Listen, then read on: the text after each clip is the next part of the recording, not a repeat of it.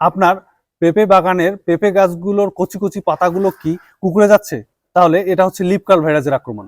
Leaf curl ভাইরাসের আক্রমণ হলে পাতা কুঁকড়ে যায় এবং কুঁকড়ানো পাতাগুলোর ভিতরে দেখবেন বিভিন্ন ধরনের শোষক পোকার আক্রমণ, যেমন ছাত্রা পোকা, মিলিবাগ, সাদামাছি ইত্যাদি। আচ্ছা, গাছের পাতা কুঁকড়ে গেলে গাছের গ্রোথ থেমে যায়, গাছের ফল দেওয়া কমে যায়।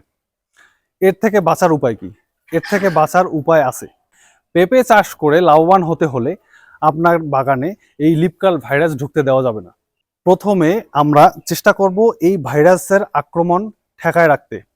আমরা আক্রমণ হতেই দেব না গাছে।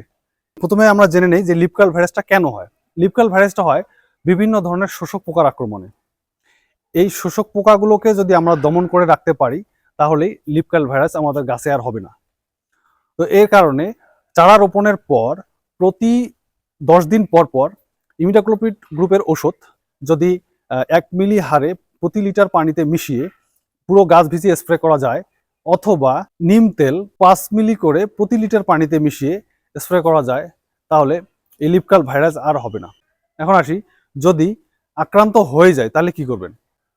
এর থেকে বাঁচার জন্য প্রথমে আক্রান্ত পাতাগুলোকে ছিঁড়ে আলাদা করে পুড়ে ফেলতে হবে। তারপর থায়োমেথাক্সাম 20% প্লাস ইমিডাক্লোপিড 50%, এই দুটো প্রিপারেশন একই ওষুধে থাকবে। এই গ্রুপের ওষুধ পুরো গাছে স্প্রে করে দিবেন এবং 7 থেকে 8 দিন পর আবার সেম ওষুধটাই স্প্রে করে দিবেন। ইনশাল্লাহ লিফ কার্ল ভাইরাস দূর হয়ে যাবে।